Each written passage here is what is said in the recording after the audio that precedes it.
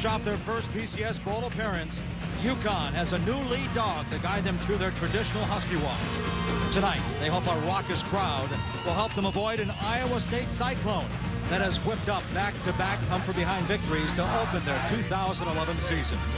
And tonight, those Huskies roll out the welcome mat to the Cyclones of Iowa State out of the Big 12. Paul Pasqualoni's 62 victories at Syracuse is number one all-time in the Big East. Well, now he's back in the league after spending 5 years in the NFL. On the other side of the sidelines, Paul Rhodes, no stranger to coaching against Pasqualoni after serving as the defensive coordinator at Pitt for 8 seasons.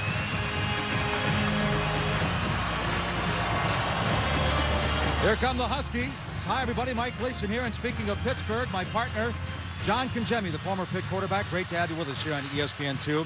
And, John, you look at Paul Rhodes. This is his 3rd season at Iowa State. 2 years ago, they beat Nebraska and Lincoln. Last year, they beat Texas and Austin. Last week, a triple overtime win against Iowa. 3 signature victories. A game like tonight, what does it mean to the program? It's a huge game for the program. They're 2-0, Mike, trying to get to 3-0. That hasn't happened since 2005. This Iowa State team is coming in against the Huskies. They expect to win tonight. How about UConn? They're 1-1. Last week, a heart-wrenching loss in Nashville to Vandy. They led 24-17 with 7 minutes to go. They couldn't hold on. 4th quarter, it needs to be very important for the Huskies. The best thing they can do is kick the football off tonight. Forget about last week, and don't let last week beat you tonight. John, you look at the college landscape, one topic of discussion. A lot of coaches having a hard time naming that clear-cut number one. They're using 2 quarterbacks here at UConn. They're not using 2, they're using 3. No, they're taking all 3. Redshirt junior Johnny McEntee will make his 3rd career start for the Huskies. This coaching staff likes the way he throws the football, but redshirt freshman Scott McCummings is more of the Wildcat quarterback. He has the ability also to beat you with his arm, but true freshman quarterback Michael Niebrick has the first series of the 2nd quarter. Now, Coach Pasqualoni's hoping that one of these guys emerge and take the reins tonight for the rest of the season. Husky fans have always enjoyed that running game. Donald Brown, Jordan Todman, and how are we going to replace Jordan Todman? Well, they wasted little time here with a true freshman. Freshman Lyle McCombs, he's been a pleasant surprise for UConn fans and this coaching staff. 4 touchdowns, and he's averaging 129 yards per game. Offensive coordinator George DeLeon says McCombs is the toughest player on the offensive side of the football. He'll need to be tough tonight to carry the load for this offense. Iowa State comes in at 2-0. If they go to 3-0, it's the first time since 2005. Both come from behind victories. Their quarterback out of the junior college ranks, his name is Steele Jantz. In Ames right now, he's known as the Man of Steel. He's the big man on campus. He's the man walking anywhere in the state of Iowa. He led the Cyclones last week at home in triple overtime over in-state rival Iowa. Now, he showed poise, leadership, and he was rewarded by being named the Big 12 Offensive Player of the Week. He has great size at 6'3", 225 pounds, but he's very athletic. Jantz will extend plays with his legs, and he's very smart with the football. He's the playmaker UConn must find an answer for tonight. It's an opportunity for UConn to see what they have at quarterback right away against a pressured defense from defensive coordinator Wally Burnham. It's a big challenge for UConn.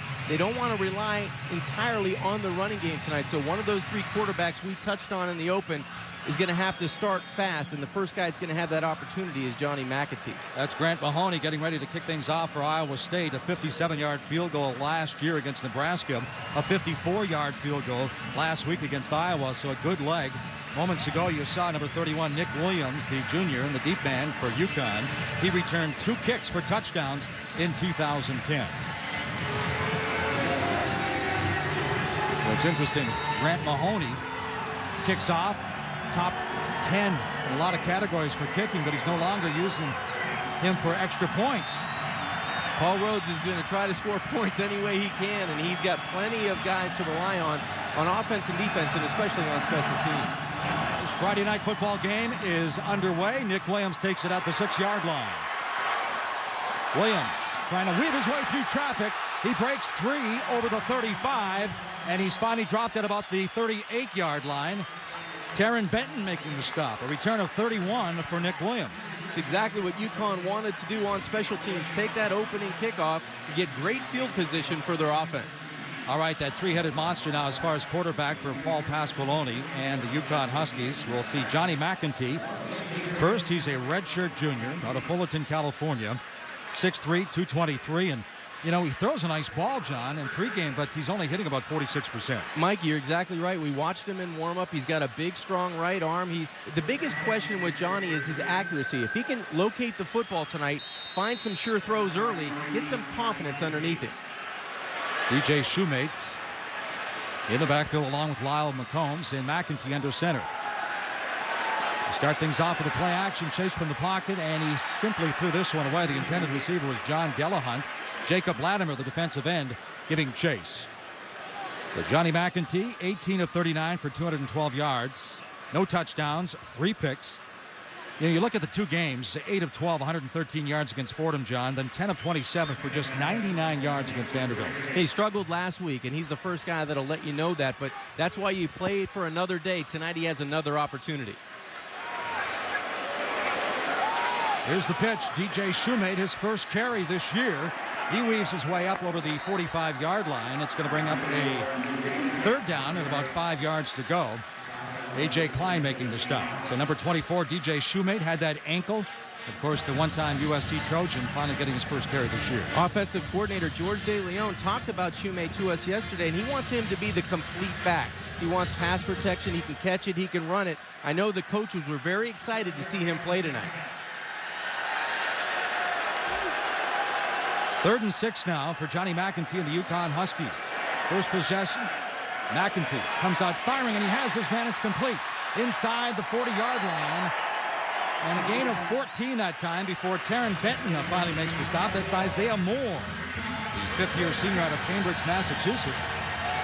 Coaching staff very impressed with his camp this year. Moore did a great job, but Johnny McEntee, watch the subtle move as he moves up into the pocket, finds a throwing lane, and then delivers a strike down the middle to Isaiah Moore, who's that guy with the leadership on the outside. He had a great week of practice. Shoemate hits the left side of the line. He's up near the 35-yard line. A gain of 3 that time. 2nd and 7, Jake McDonough makes a defensive stop up front for the Cyclones of Iowa State. Shoemate, of course, after transferring, was a wide receiver at Southern Cal, moved to fullback. Came here and, of course, had that big fumble against Michigan in the Big House last year and kind of got into Randy Edsall's doghouse.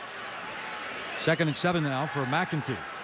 Comes up firing, and he overshoots his man, looking for the fullback, Mark Hinckley.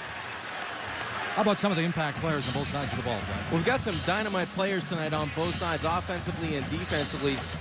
First, you can take a look at Ryan Griffith. He's the tight end for UConn. He leads all Huskies receivers with 7 catches for 144 yards and 1 touchdown. A great red zone target for his young quarterback in Johnny McEntee. On the other side, Jake Knott. He's the run stopper. He's a great kid, smart football player. He's just a producer.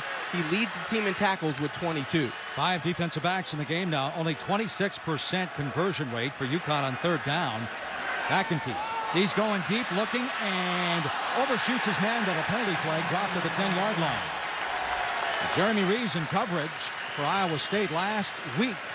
He did a super job on Marvin McNutt, the 6'4 receiver for Iowa, who actually thought about turning pro. McNutt had just 1 catch for the first 3 quarters of that triple overtime game. Pass interference, the defense, number 5, 15-yard penalty, automatic, first down. Tom Walker, our referee. It's a Big 12 officiating crew here tonight in East Haaatfud, so the penalty goes against number 5, Jeremy Reeves. And initially, it looked like he did a pretty good job of squeezing the wide receiver to the outside and Kashif Moore, but it looked like that right hand got in the jersey of Kashif Moore, and that's what the official saw, and that drew the flag. Wally Burnham, the defensive coordinator for Iowa State, saying they have to control first down. They have to force this UConn football team into 2nd down and long, 3rd down and long. Keep it on the ground, and Shoemate is popped hard by Matt Tafao. A gain of 1 on the play. So Shoemate's, you know, it's interesting. Is he a man caught between positions? Is he a fullback trying to be a tailback? Well, they want to make him the complete back, and I'm not sure if he's a true tailback. He might be one of those hybrid guys that's a one back that can do it all. But right now, you know, he's coming back off an injury. A terrific tackle down the middle, but they love the way he runs the football when he's healthy. He just hasn't been on the football field for the Huskies. 2nd down, DJ Shoemate in the backfield along with Scott McCummings, the Wildcat. And McCummings keeps it on the ground inside the 5-yard line. It's going to be a touchdown for UConn.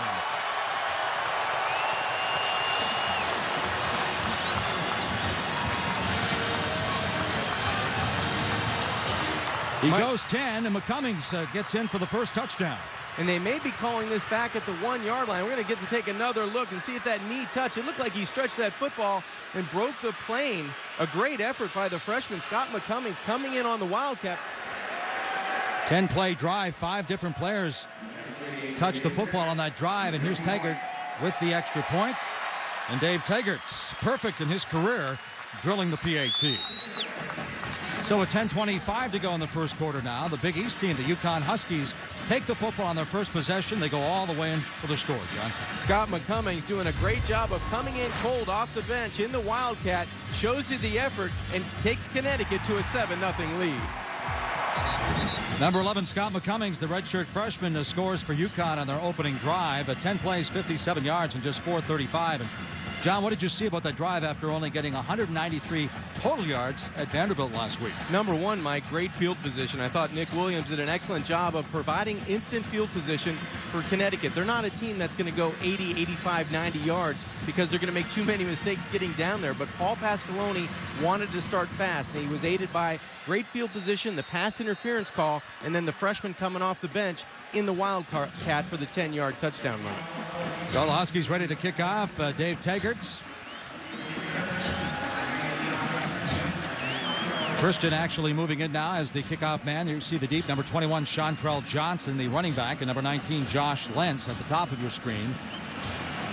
And Christian with the kick, and it's a low kick. Johnson will try to get to it before it goes out of bounds. There's the penalty flag, and the Huskies will be penalized on that kick. Kicking it out of bounds, you're going to get Steele Jantz, the quarterback, the junior, who has the ability to extend plays. He understands the system. He can point to all the protections. He trusts the guys around him, and they're going to go with that up-tempo pace on offense. They call him the man of steel in Ames. Runs a 4.5. He's 6'3", 224 pounds. Engineering back-to-back wins over Northern Iowa and, of course, the Iowa Hawkeyes. First play from scrimmage out of the gun. Comes up firing and looking, and this one's going to be picked off. Dwayne Gratz at the 45 down to the 41-yard line, and Gratz with 2 picks last year. He goes 19 with his first INT in 2011. And that's one that Steele Jantz would love to have back, Mike. That ball hung in the air too long from the right hash to the UConn sidelines. Maybe some communication problems on the outside, but this is a long throw. This ball hangs up a long time, and Gratz just playing that cover 2. He was pressing at the line of scrimmage, and he just sinks back into coverage because the safety came up under him. Good play on the football by Gratz, and now again, instant field position for UConn. Jantz with 3 picks against Northern Iowa. 4 touchdowns last week against Iowa in the triple overtime victory. So Johnny McEntee and Lyle McCombs back on the field now in the backfield for the UConn Huskies. McEntee stops, fires, and this one's deflected. This one's going to be picked off. So they trade INTs. It looked like one of the big defensive linemen that got Johnny McEntee's pick, and that's going to be his 4th pick in 2 weeks. Jacob Latimer put the pressure on.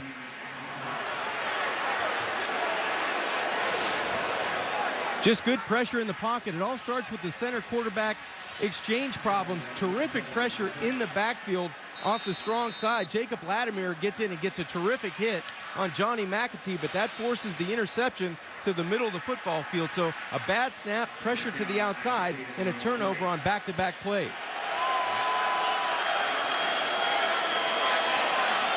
Chantrell Johnson trying to turn the corner. The Huskies say no way. Bleedy Ray Wilson coming up from his cornerback spot, making the initial contact there for UConn. See, number 3, C.O. Moore was also there. You look at the signature victories we mentioned in Lincoln 2 years ago, in Austin last year, and of course the triple overtime win over Iowa. Jantz comes out firing, nowhere to go. This one's almost picked off. Looking for the big tight end, Hammerschmidt. Again, it was C.O. Moore in coverage, along with 33, Yawin Smallwood.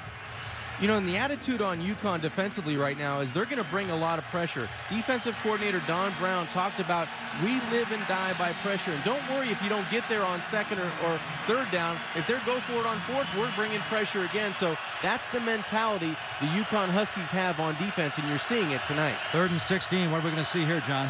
You're hopefully going to see one that goes for 17 if you're wearing red. Jantz leaves the pocket, looks, fires, looking for Horn, and this one Is it another pick? UConn says they have it. Byron Jones. Yeah, it's going to be another pick for UConn. And George DeLeon, the offensive coordinator, said, I would love to have Byron Jones play some offense because he is one super athlete. You can see his hands going on the outside. He looked like he turned into the wide receiver. That's his second interception on the young season. And Don Brown bringing pressure up front. He forces the quarterback outside. Steele Jans squares up at a great play on the ball to undercut the route and get that right foot down by Byron Jones. That's just a spectacular job of concentrating on the football, knowing timing, and undercutting the route. 5 picks now for UConn. They had 20 last year. Shoemate in the backfield. Shoemate gets the call.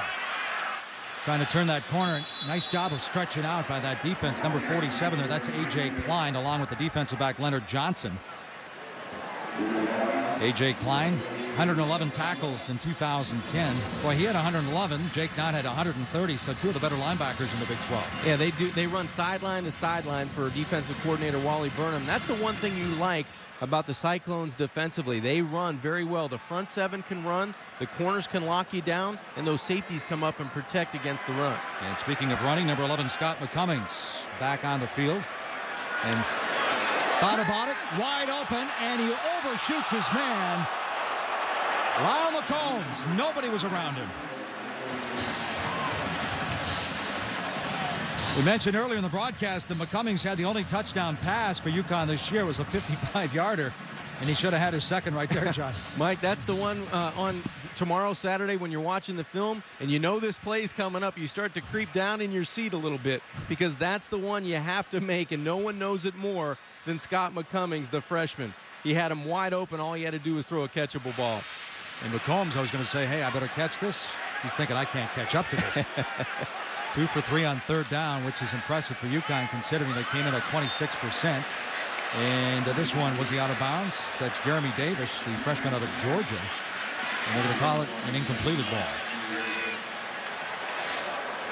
This is twice now that UConn's offense has had excellent field position on turnovers caused by their defense. And Paul Pasqualoni and company on offense, they can't get it going. It's a great job by Iowa State coming in and going 3 plays and out and giving an opportunity to keep UConn off the scoreboard. Well, Taggart, we mentioned he kicked that 52-yard field goal last year to push UConn over USF and push them into the Fiesta Bowl against Oklahoma. This one's going to be 51.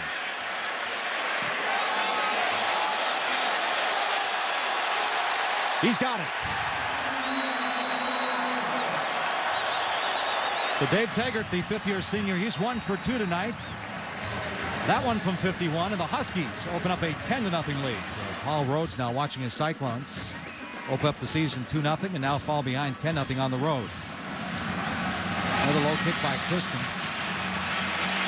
Johnson at the 9-yard line. Chantrell Johnson, he has stood up at the 20, but he returns at 9. You think they're trying to keep it away from Josh Lenz? Absolutely.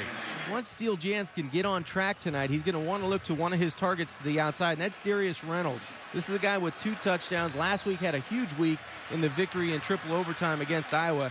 He's the guy that can change the game on the outside. And on defense, we've seen Kendall Reyes come up with big plays already early in this game. 2.5 tackles for loss. He's the leader among that defensive front. Kendall Reyes making his 33rd start, and John Congemi, this Iowa State team, came in averaging 400 yards of offense. They have 3 yards now. They're going to keep it on the ground just over the 20-yard line.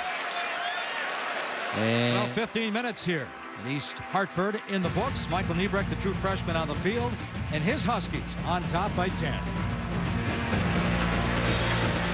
Welcome back inside Rentschler Field in East Haaatfud. The Husky fans are cheering Jim Calhoun out of the field and the national champion UConn basketball team from last year.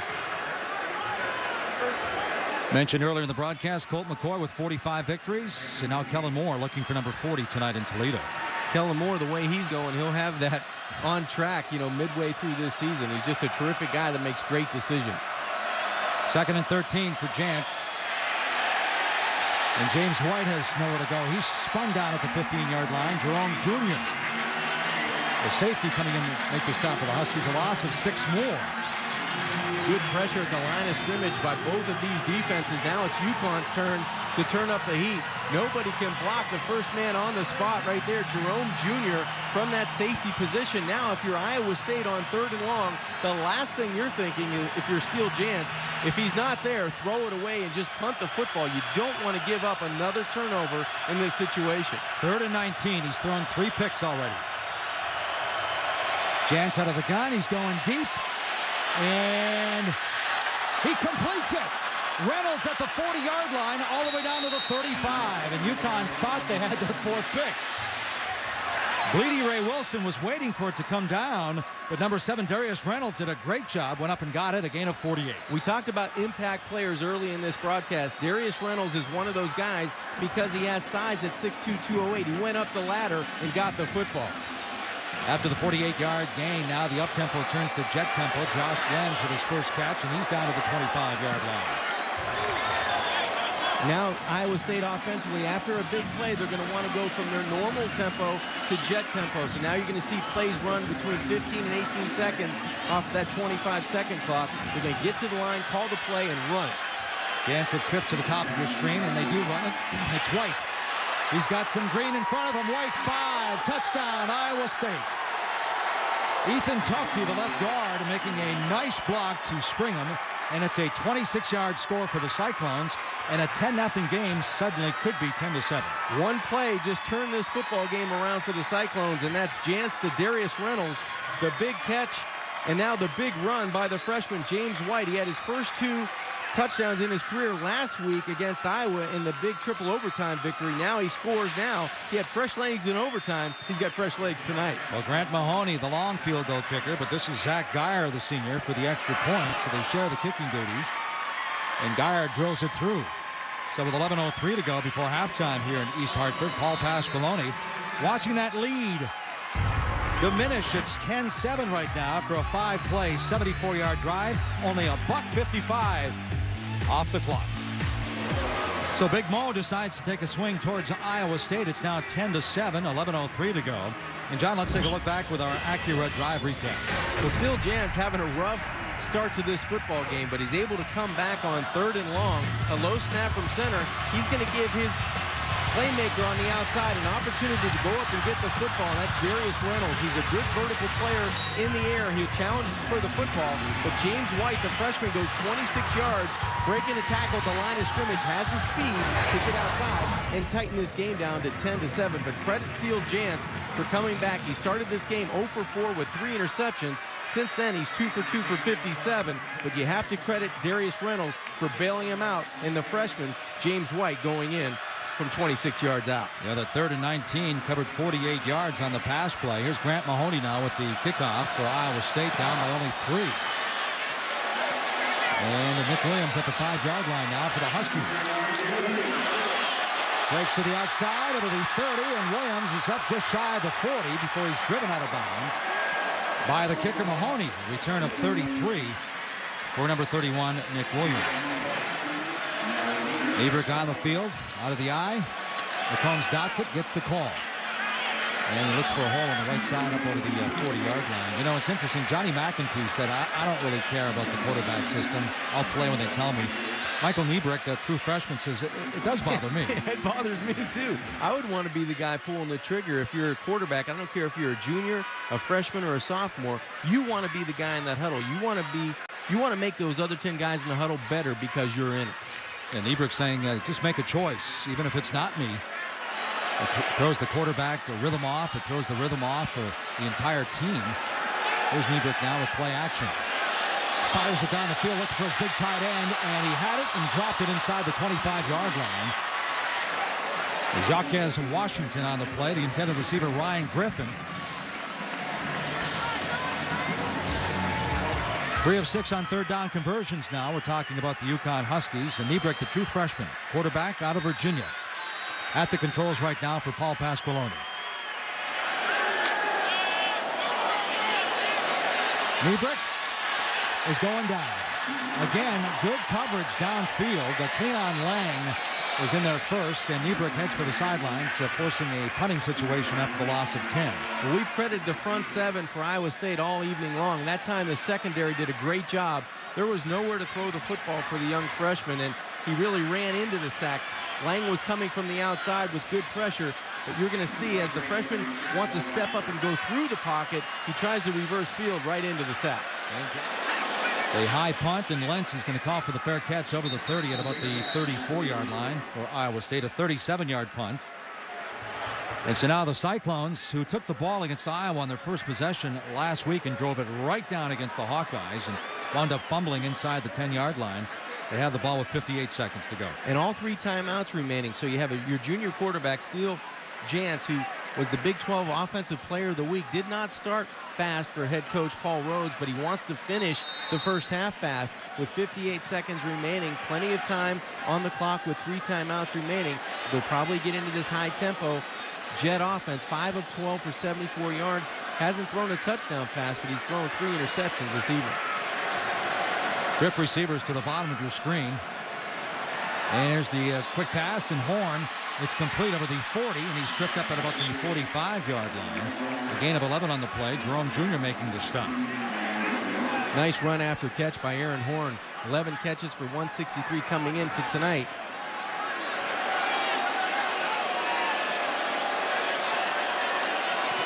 Jantz steps up, takes off, fumbled the football. Ball was loose at the 45. A penalty flag dropped at the 41. Holding offense, number 75. 10-yard penalty. Repeat, first down. Steele Jantz is hurt. Looks like he's coming to the sidelines on that run. And it looks like a lower leg injury. So Jared Barnett will take his place. We're going to take another look and see if he gets one of those ankles pinned from behind. Underneath, he did. The right ankle gets pinned underneath on that pile. So they're going to run out the clock right now with 23 seconds. That should be it. As Jared Barnett, you mentioned, he's a redshirt freshman from Garland, Texas. So the man of steel goes out with a looked like a knee injury, and that's going to be the final play of the first half here. As the UConn Huskies opened up like a ball of fire in their first possession, opened up a 7-0 lead, but they're going to hold on to a 10-7 lead at the half. They're going to take that 3-point lead to halftime, and you have to wonder if Steele Jantz is going to be able to come back out in the second half to play for the Cyclones offensively. The right leg gets pinned underneath after the ball is stripped. Looked like big number 98, Teddy Jennings, gets Jantz from behind. The strip on the play, the hold on the call was on Hicks, but the injury, more importantly, to Steele Jantz's right leg. And you hope for Iowa State's sake he can come back out and play in the second half. Well, it's halftime here at East Haaatfud, and that will be a big loss for the Cyclones if he cannot come back and play. It's 10-7. Ryan Burr with the Dell halftime report coming up after these messages. And we're back inside Rentschler Field at halftime here. 10-7. The UConn Huskies took the opening drive and scored. And then things shifted in the second quarter, along with John Congemi, Mike Gleason. And what I mean by that is, well, Iowa State came in, John, averaging 400 yards of offense, 32 points. They had 4 yards in the first quarter.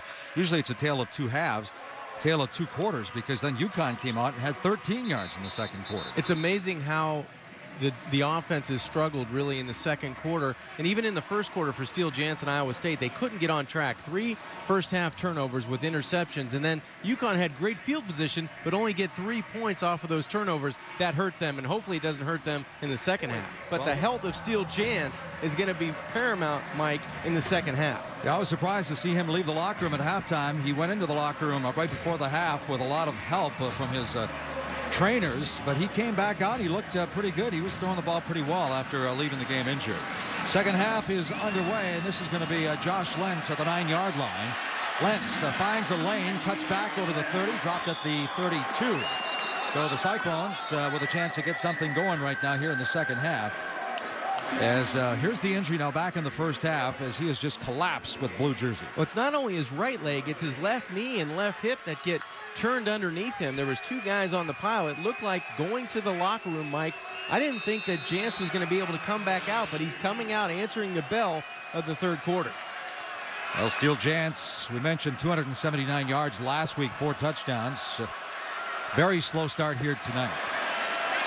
Nice hole on the left side, and it's popped by Chantrell Johnson. He stepped out of bounds. He's still on his feet, and he's dropped just around the 40-yard line. Tom Farniok, the redshirt freshman center, making a nice block. He picks up 27, and John, I thought he stepped out, but apparently not. It was very close to the sideline. He was bouncing around like a pinball on the outside. Let's see if his left foot gets out of bounds. I don't think so, Mike. I think he stayed in. Great balance. They're in the jet now, moving very quickly, and that defense arises to the occasion. A gain of maybe one.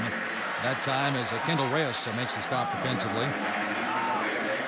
Well, Mike, if you're going to come out and make a statement, you want to do it with the opening drive after halftime. You want to take the football down, put it in the end zone, and get some momentum on the offensive side of the Cyclones.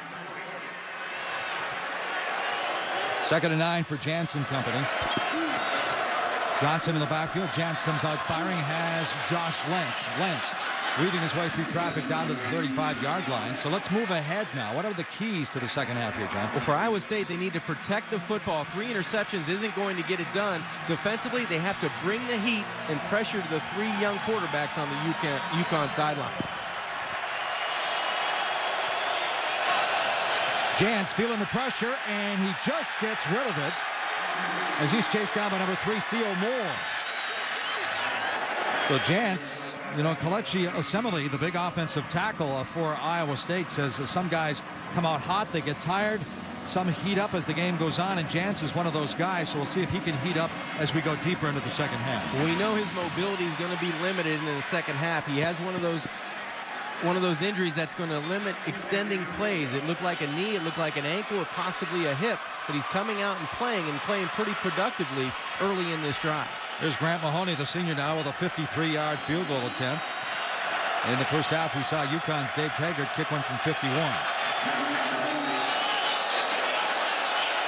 And this one hits the crossbar, no good.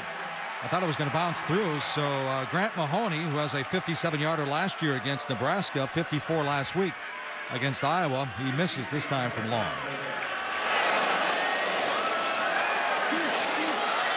And Johnny McEntee opens up the second half. He opened up the ball game for UConn. We saw all 3 quarterbacks for the Huskies in the first quarter. The intended receiver that time was number 6, Kashif Moore. He had 1 catch in the first half. Paul Pasqualoni saying the biggest thing that's changed as far as since he went to the NFL is probably the social media. Yeah, Paul's still trying to get his toe wet in that department. DJ Shoemate running hard. Shoemate, we talked about the fact that he fumbled a couple of times and got in Randy Edsel's doghouse last year. Came out with an ankle and finally getting to play. And I think he got the message from the coaching staff because he's been running hard when he has had the chance here tonight. Well, offensive coordinator George DeLeon wants Shoemate to be the complete back. He wants the pass protection. He wants him running. He wants him catching out of the backfield. He thinks he can do it all. Right now, 4 of 10 on 3rd down, the UConn Huskies. And this is a 3rd and 4 for McEntee and company. Drops back, fires, and this one's complete for the first down. Over the midfield stripe down to the 46-yard line. Jimmy Reeves with the tackle on Isaiah Moore. And the fumble, Iowa State has it.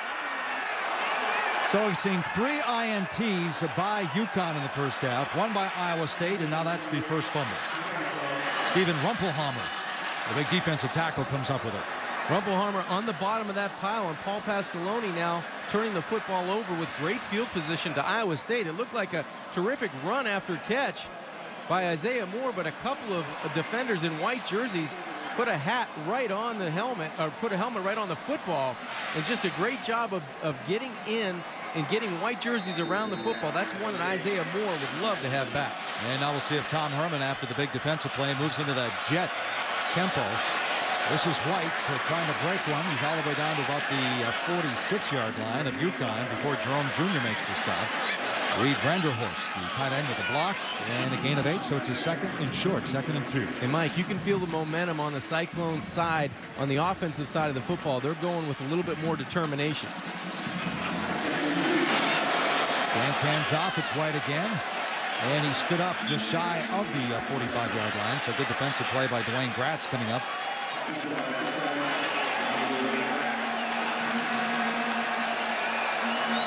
Again, there's an up tempo and there's the jet tempo. They're in the jet right now, trying to run a play every 20 seconds. 2 of 7 on third down. So 3rd and 1. They've got it. As White just hurdles over the line of scrimmage down inside the 40-yard line to the 39. Like they talked about having fresh legs last week in overtime against Iowa with the touchdown run. It looks like on that run, he hurdled over the line of scrimmage for that first down. Josh Lentz, a rare substitution now in that jet tempo. James White, the redshirt sophomore, stays in the backfield along with number 2, Steele Jans.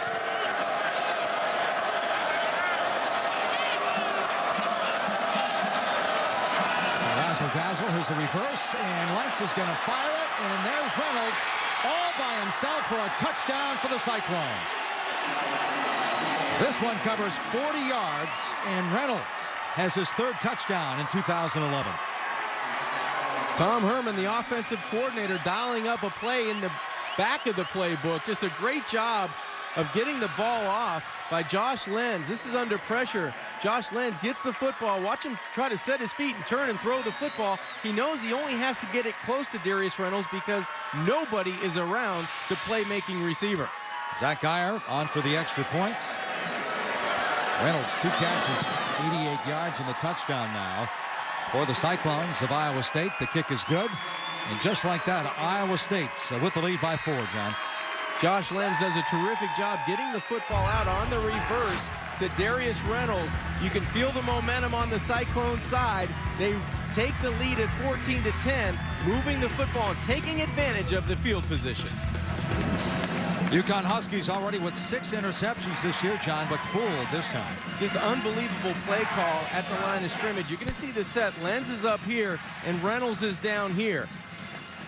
It's just a great job of disguising the play call. It looks like sweep to the wide side of the field, but look at the route on the inside. It goes inside and then back out by Reynolds. And Lenz does just an excellent job of maintaining composure. When he gets the pitch, he's able to set his feet, throw the football down the field, and to a wide open Darius Reynolds for the touchdown. That's just great execution and a great play call by Tom Herman, the offensive coordinator. And just like that, the Cyclones of Iowa State, looking for their first 3-0 start since 2005, have the lead. Steele Jantz, the quarterback out of junior college in San Francisco, and Paul Rhodes. Now keep in mind, they're 12-1 under Rhodes when holding the opposition to under 24 points. Well, the UConn Huskies right now with 10 points and struggling to move the football. This is going to be Nick Williams at the 4. Williams is drilled at the 20-yard line, and he coughed up the football. Does Iowa State have it?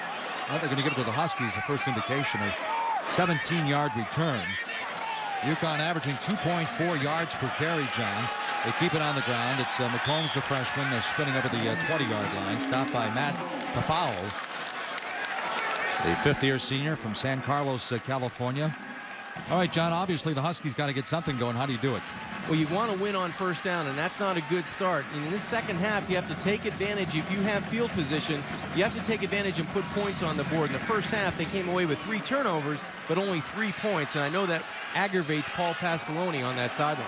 Well, the Huskies working out of the I formation now. Play action. McEntee looks to the left, and he's going with the deep ball, and this one is going to be caught at the 40-yard line. Again, it's Isaiah Moore, number 83, Jeremy Reeves in coverage. UConn Huskies, the last couple of years, their receivers criticized for dropping too many balls. Moore's having a big night. A 40-yarder by Moore. Maybe it gets away with a little push from behind.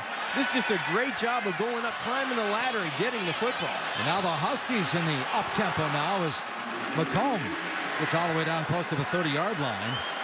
So Lyle McCombs, the redshirt freshman out of Staten Island, New York, said he watched Jordan Todman last year, learned a lot from him. Leaves the field, and Scott McCummings comes back in the Wildcat. That's a big play. That's a chunk yardage play for UConn. They're able to move the football down the field, get in great field position. Now they have to cash in.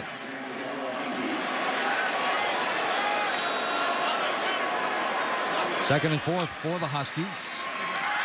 McEntee wants to come up firing, and he overshoots his man. A good pressure that time. And Cummings overthrows his man. Good pressure by those linebackers coming from Iowa State. That's number 20 there. That's Jake Knott. 130 tackles last year.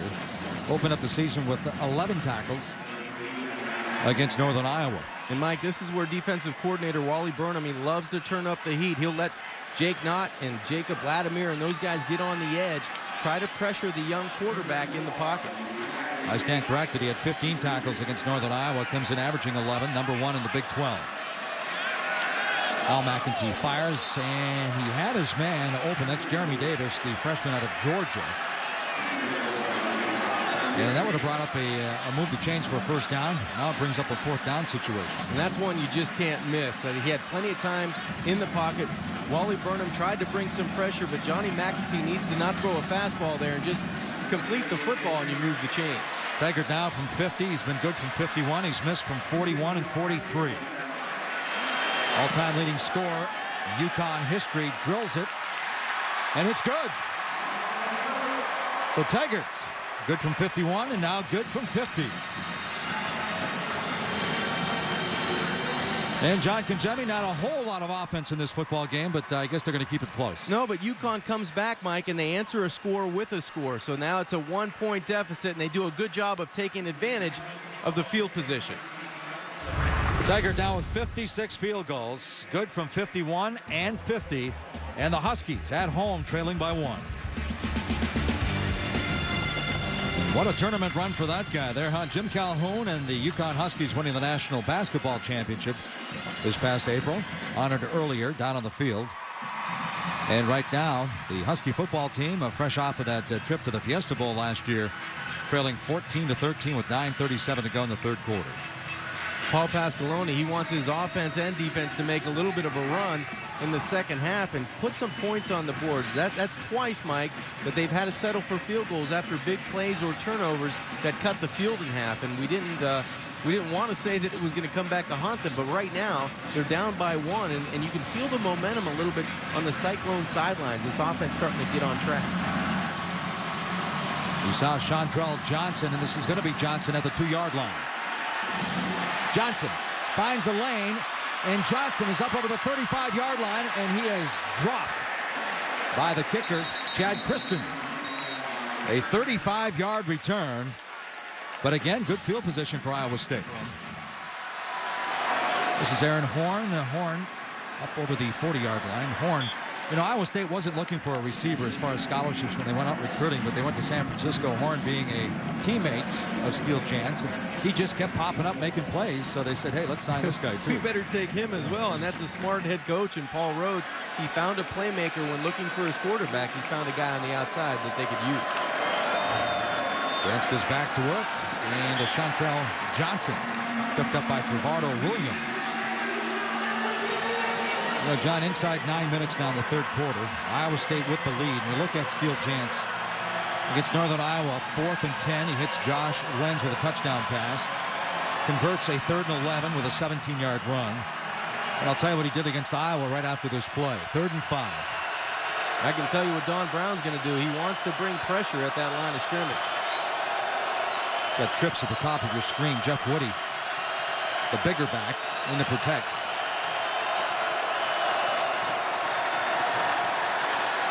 Good pressure, flush from the pocket, and looking for Reynolds, and it's incomplete. Gratz in coverage that time for UConn, while Kendall Reyes was giving chase to the quarterback.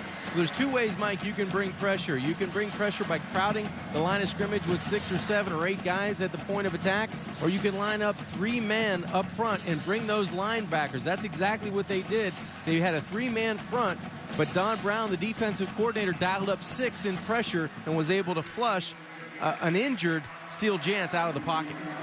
Finish that story on Jance, though. Can't let him warm up. Came from behind 3 times in the 4th quarter and overtime against Iowa as Vanderkamp's punt's taken by Nick Williams at about the 15, and he's swarmed under. 43-yard punt, and Paul Pasqualoni and the UConn Huskies with the football when we come back and trying to regain the lead here in East Haaatfud. Paul Pasqualoni, 107 victories at Syracuse. Take a look at his coaching timeline. It all started as a high school football coach and his first head coaching job in college at Western Kentucky, or Connecticut, from 82 to 86. Syracuse head coach, where he picked up those 107 victories. Then he went off to the National Football League. Miami Dolphins defensive coordinator from 2008 to 2009. Went to the Dallas Cowboys and actually went back to Miami before taking the head coaching job here.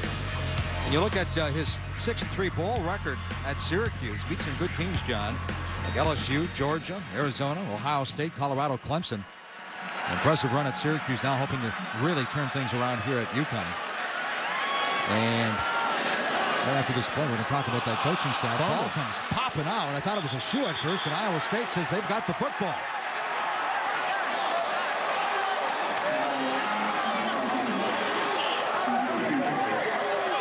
Well, that's the third turnover now. You see big number 95 coming up with it. That's Walter Woods. And DJ Shoemate had the ball.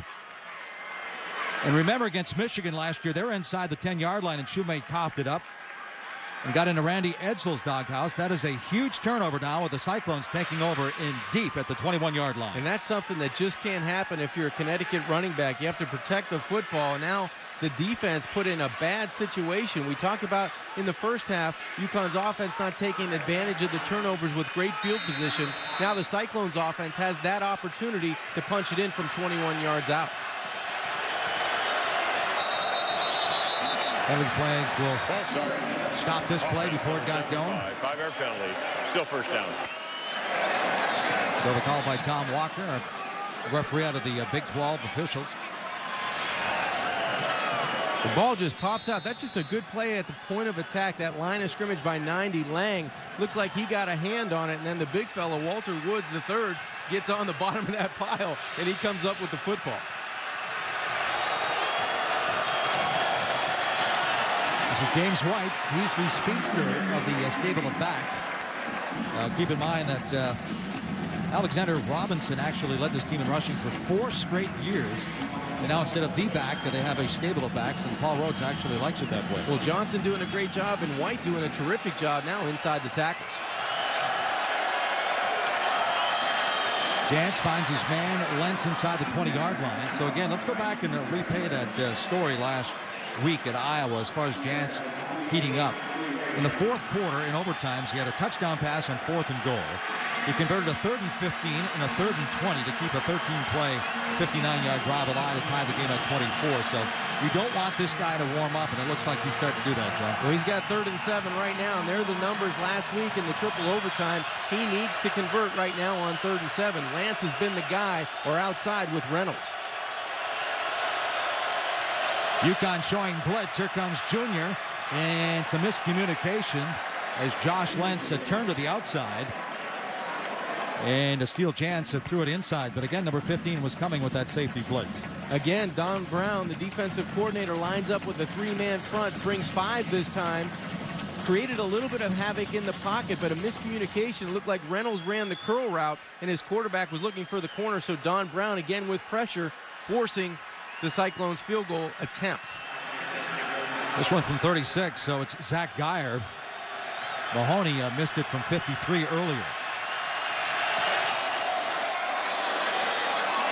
And Geyer drills it from 36. So the Cyclones, who come in averaging 32 points a game, they tack on 3 more, and they open up a 4-point lead now, 17-13 over the Huskies of UConn.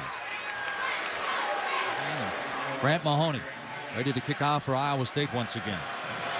Nick Williams, Deshaun Fox, the deep end for the UConn Huskies. And this is going to be Williams at the 6. And once again, number 39 making the stop on the kickoff team. That's twice now that Matt Morton came down. Fox throws it back. Oh, flea flicker, and this one was almost picked off. Ryan Griffin, the leading receiver, was wide open. And I think Jacques Washington was kind of shocked that the ball actually came to him. Yeah, he was trying to close ground on the would-be receiver, Ryan Griffin. Very creative play. They go toss to the wide side of the field. Now Fox is going to throw the football back to Johnny McEntee, who has a wide open tight end crossing the field. And you're right, Mike. I think number 10, Shaquez Washington, was shocked the ball even got over the tight end to hit him in the chest. McEntee coming in 46%. Love to have that one back. So he finds his man up the flat up to the 27-yard line, and Matt Tafau gets a stop, a gain of 6.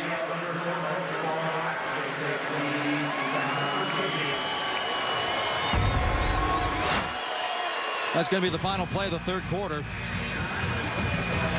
Paul Pasqualoni can only stand on the sidelines and shake his head right here after that pass at 17-13. Fourth quarter coming up here at East Haaatfud. Welcome back inside Rentschler Field. We're headed for the fourth quarter, and it's a 17-13 ball game. Iowa State on top by 4. UConn Huskies took the opening kickoff and went right down and scored, John. They did a great job of taking the opening kickoff and getting some momentum. Scott Cummings goes in from 10 yards out to open up the scoring, but it hasn't been a lot of scoring in this football game. The interception bug really hampered Iowa State early. Jans threw 3 first-half interceptions, and he wasn't shy about spreading the wealth. This is a great play by linebacker Osei Moore to Jory Johnson on the pick, but then the trickeration on the side, a good job by finding a wide open Darius Reynolds, a good pass by Lenz to find him, and that's where the momentum really changed for the Cyclones. You could tell after halftime they came out, Mike. Defensively, they stepped it up, and offensively they made plays to change the complexion of this game. Well, Johnny McEntee opens up the fourth quarter for the UConn Huskies with McCombs, the single setback behind him in the backfield, and McEntee trying to get something going now, looking and finding his man. And this one's complete. So number 83, Isaiah Moore, having a big game. That's his 6th catch. And he goes 7 this time, so setting up a 2nd and short, 2nd and 3.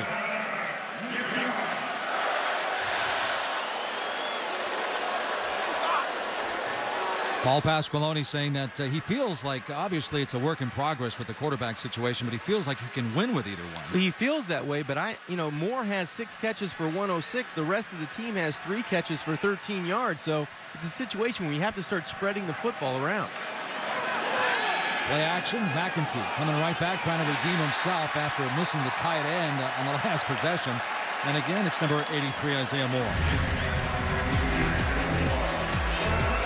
This is amazing. I mean, Johnny McEntee, blindfolded. He's got the slant, he's got the comeback, and he's got the fade. YouTube sensation this past year, over 6 million hits. There's more video like that where that came from, and we'll try to get back to it. It was some great stuff he did. Cummings, he's popped with that big frame and goes forward. A gain of 5 on the play. And Jake Knott, the linebacker, making the stop again. Johnny McEntee needs to find some rhythm when he gets his next opportunity. Right now, McCummings in the football game, and it looks like a little bit more of running from the quarterback when Scott's in the football game. But now UConn has the football on the Cyclone side of the 50-yard line. They need to produce a big play. 2nd and 5 from the 44-yard line. Cummings with McCombs.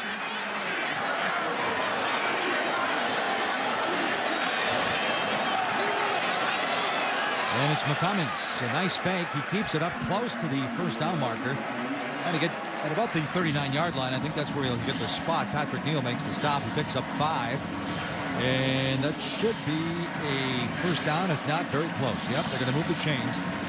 A first down for the UConn Huskies. Tough running in between the tackles by the young quarterback. He actually carries Patrick Neal for about 5 yards. That's just a good fake and good strong running. Good job of staying on your block by the tight end, John Delahunt, as well. So McCummings under center stays in the ball game. He's 8 for 29 now carrying the ball. This time he wants to throw it. He comes up and fires, and this one almost picked off, but it's held on. Kashif Moore all the way down. It's a touchdown.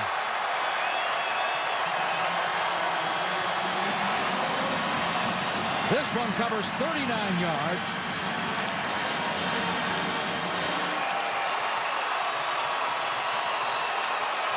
So Scott McCummings has his second touchdown pass.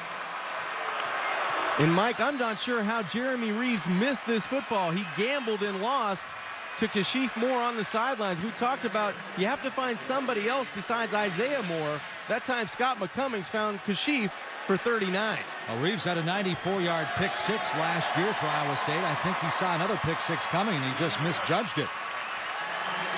3 for 46 in the touchdown now for Kashif Moore. Kashif Moore doing a great job of getting outside, and I'm not sure how Jeremy Reeves missed this football, but he did. Kashif Moore made him pay to get in from 39 and take the lead 19-17. That makes a young quarterback very happy. Huskies back in the lead 2017. They actually do it through the passing game, John. They really did. George DeLeon, the offensive coordinator, dials up the perfect play. You're going to have 8 players within 7 yards of the line of scrimmage for the Cyclones defense. That means there's a single high safety and man-to-man coverage on the outside. Now it's a battle of will. If you can give your wide receiver an opportunity to go up and get the football, Kashif Moore comes down with it. Scott McCummings gambled on the outside. And I still don't know how Jeremy Reeves missed this because he gambled perfectly. He broke on the football. He just didn't catch it. But you have to credit Kashif Moore finishing the play for the Huskies. And Reeves, right man in the right place at the right time. He just didn't come down with the football. I think he just gambled, and it didn't pay off. They say a defensive back, you're only as good as your last play. You have to have a short memory. So, and remember, Steele Jantz, the quarterback for Iowa State, that's his MO so far this year, is rallying his team with fourth quarter comebacks. He's going to have to do it one more time with 12:51 left to go in the game, down by 3 points. Chad Christian, low kick, trying to keep it away from Lenz, and it's going to be picked up by Chantrell Johnson, the running back. And Johnson finds a lane, and he spins up over the 35-yard line. And Johnson with a nice 25-yard return. Josh Lenz has been the guy he wanted to go to on third down in this situation. And he's in the slot.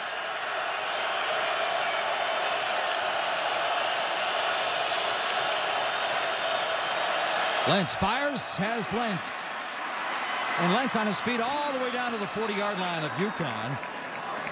So Steele Jantz doing a nice job of getting rid of that football quickly, John. Sometimes timing is everything. Timing can beat coverage. It can beat the perfect coverage, and you have to get it out accurately and on time. That time, Steele Jantz, he looked right all the way and found his playmaker in the slot. Working out of the gun. Top of your screen, it's Josh Lentz again, and a great open field tackle by number 7, Dwayne Gratz. Lentz thought he had some running room and just got back to the line of scrimmage. He's a guy that's been a sure tackler on the edge all evening long for this Husky defense. They've done a nice job of really corralling the speed of the Cyclones offense and trying to tackle in space, and they've done a nice job of that with the front end as well as the defensive backfield. Paul Rhodes saying some guys rise up when the spotlight is the brightest, and right now Steele Jantz feeling the spotlight. Again, good coverage, Bleedy Ray Wilson. And again, they get back to the line of scrimmage, maybe a gain of 1 on the play. And now you have to wonder if defensive coordinator Don Brown's going to dial up some pressure or maybe fake pressure, get to the line of scrimmage, and then back out and play a little bit of a zone coverage to confuse the quarterback, Steele Jantz. Brown's Maryland team last year giving up only 22 points a game. This UConn team 13.5 through the first 2 games of this 2011 season. 3rd and 9 for Steele Jantz. Plenty of time. Fires. And this one's going to be incomplete. They're going to call it a catch. Bush only needing 1 foot. And number 19, Josh Lentz, I stand corrected. Apparently he got that 1 foot down. This is an incredible job of body control, going out, reaching for the football, and getting that 1 foot down. He had control of the football. Just a great play. Trying to work that jet tempo now, and Smallwood makes a stop back at the line of scrimmage again, bringing up a 2nd and 10 for the Cyclones of Iowa State. 9:39 to go. I think they were in turbo that time, Mike, because they didn't want anybody to take a look at that catch. That was a great job on the outside by Josh Lentz, coming in with another 3rd down situation and making a big play. 2nd and 10, twin receivers to the top of your screen.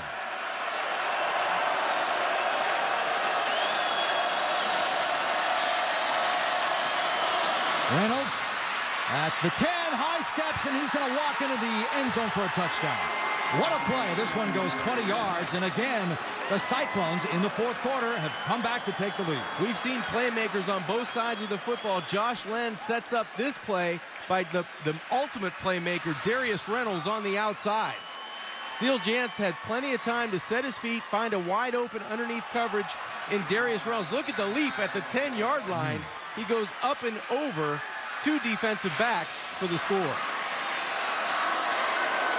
Reynolds, the senior, banged up 2 years ago, really didn't come back health-wise last year, but they said had a great spring, and they expect a big season for him. Zach Geyer on for the PAT. He converts, and the Cyclones trying for yet another fourth quarter comeback. Reynolds now 3 catches, 108 yards, a couple of touchdowns, and Iowa State in the lead. The Cyclones do it again. They find Jantz goes to Darius Reynolds up and over, and they take the lead, and Jantz likes it. Back in East Haaatfud, there you see it, 24-20. First quarter, Iowa State 4 yards. Second quarter, UConn 13 yards. Sluggish start offensively. Now things are starting to heat up. Yeah, a tale of two halves. It seemed like the Iowa State Cyclones came out after halftime, and Steele Jantz, we weren't sure if he was even going to be able to play in the second half. It looked like it was a leg injury or a hip injury or a knee injury, but he's been able to come back and lead some big plays in the second half for the Cyclone offense. Grant Mahoney ready to kick off now, and the Huskies will have the football. Once again trailing by 4.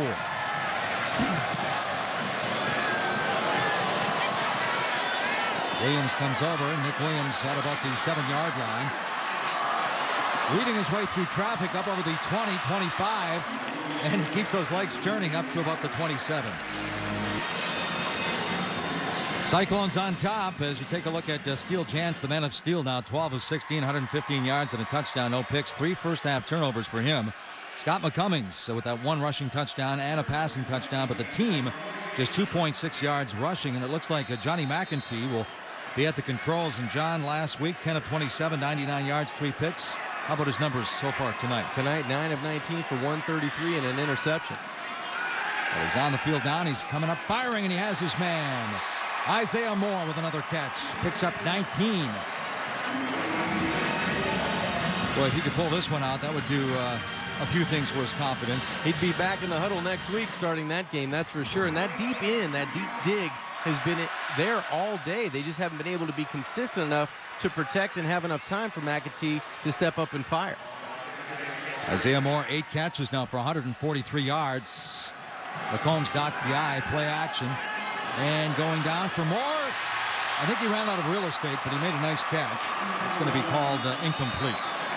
I'll tell you this, John, Isaiah Moore, he looks so much more seasoned as a receiver. He looks confident. He looks like he knows where he's going and where he wants to get to. And I think that's the biggest thing with the receivers I've seen for UConn tonight in Kashif Moore and Isaiah Moore. They look like they have more confidence. They're in tune with what they want to do. They just need the trigger guy to be more consistent in this offense for head coach Paul Pasqualoni. McEntee under center, 2nd and 10 now. Working out of the I formation. Play action. Going upstairs again and looking and overshoots his man. Good coverage, but no, there's the penalty flag again. And again, it's number 5, Jeremy Reeves. Sensation. How many blindfolded himself and threw it deep? Number 5, 15-yard penalty. Automatic first down. Automatic first down. Jeremy Reeves.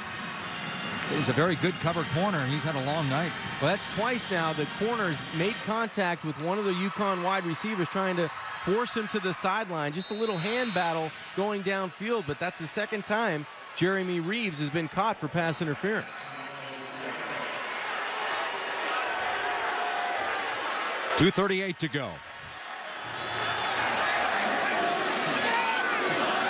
McEntee steps up, fires, has his man, and it's complete to the fullback, Mark Hinckley.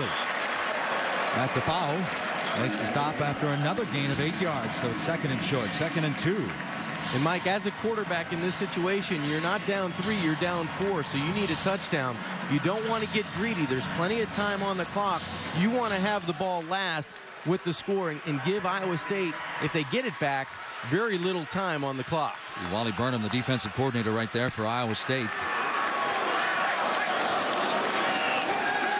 Play action. Here comes the rush, and it's going to be ruled incomplete. The arm was going forward. Patrick Neal is in on him, and in on him very quickly. Patrick Neal's had a heck of a football game for defensive coordinator Wally Burnham. He's been coming off the edge, and he's been speed rushing up the field. He's been dipping inside. Take a look. The arm was definitely going forward, but it stopped. And I'm not so sure they call it a forward pass there. But that motion was going forward, and then you could see the quarterback, Johnny McEntee, almost freeze it and just let it go at the last second. 5 of 16 on third down, 3 for the last 13, but they have 2 downs remaining to get these 2 yards. 1 down remaining to get these 2 yards now because the clock is at 1:53. Mike, that's a long throw from the left hash to put it out way out in the flat. You've got a 4th down now and 2 yards on 3rd down. He takes the gamble. If he makes the throw accurately, the guy's open, yes, but you got to have an easier framed throw for a quarterback making his 3rd start. So now all the chips are in the middle of the table. It's 4th down. Paul Pasqualoni and offensive coordinator George DeLeon, they have to find a way to convert here. 4th down. This is the game right here. He fires. It's incomplete. Iowa State, with 1:48 to go, they take the ball over on downs, and this is going to be their 3rd straight 4th quarter comeback. Jake McDonough coming in, putting the pressure on early. Yeah, there's got to be something easier to get to, and I think the playmakers were on the bottom of the screen to the short side of the field. I would have taken my chances with Isaiah Moore or Kashif Moore because they were running routes that were squaring up to the quarterback, not running away from the quarterback, which is a much tougher throw on 4th and 2. This is a tough throw from the hash under pressure to try to throw a guy that's moving away from you in a big body when you had your playmakers, Isaiah Moore and Kashif Moore, to the short side of the field. You mentioned a few minutes ago that Iowa State's starting to get some pressure on the quarterback. They came in with only 1 sack for the entire season, even though it's only 2 games. It was amazing. You're right. You know, Jake Nott and Patrick Neal and Jacob Latimer, guys like that off the edge have been pressuring all night, but you're right. Ronnie Nelson came in with the only sack, you know, coming into the Connecticut game. Nelson, a backup defensive end. There's Reynolds, the real deal, brought to you by Wendy's. Vote for the real deal at ESPN.com on your mobile phone. Real deal by Wendy's. Not sure if that came on, John. Wendy's. Well, you've got a team that has 0 timeouts remaining, so you want that clock to wind at 3rd and medium and 3rd and 6. Keep it on the ground and let that clock go down. And Jantz takes off. And he's up close to the 1st down marker. He's going to be shy. Smallwood makes the stop. It's going to be a 4th down and 4th and 2 for the Cyclones. And there's 1:20 and the clock is running with 1:19. You have to give a lot of credit because the Cyclones quarterback tonight, very courageous to come back in the 2nd half. Steele Jantz, he was injured right before halftime, the last play, the last offensive play, but he was able to come back and really resurrect what he did in the 1st half. It wasn't pretty. 3 interceptions, and coming off a big game last week, in-state rival Iowa, they defeat them at home in triple overtime, and you can see he's laboring right now on the sidelines. Iowa State now with 51 seconds to go will give it up, and that may have been partially touched at the line of scrimmage as the ball left Vanderkamp's foot, but it's going to be down at the 28-yard line, a 29-yard punt. So the Huskies with no timeouts left with 40 seconds on the clock.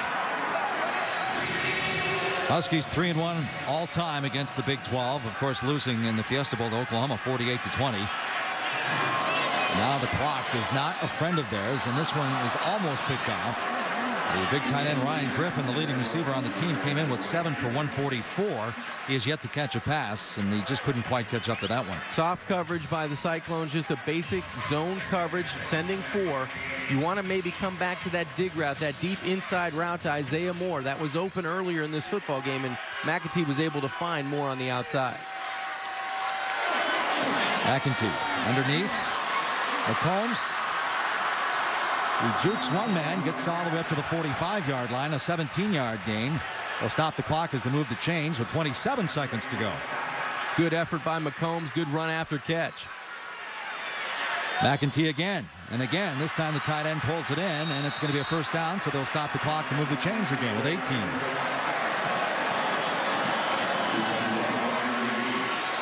Down by 4, so a field goal obviously does nothing. They've got to score the touchdown here. McEntee. 12 seconds to go. And this one is going to be out of bounds and complete. Stops the clock with 9 seconds for the UConn Huskies. Well, right now, Mike, on second down, you at least have to throw a pass that goes 10 yards because they'll stop the clock to move the chains, or you've got to throw it into the end zone. So you have to take one or the other, either complete the football for more than 10 or get the football in the end zone on this down.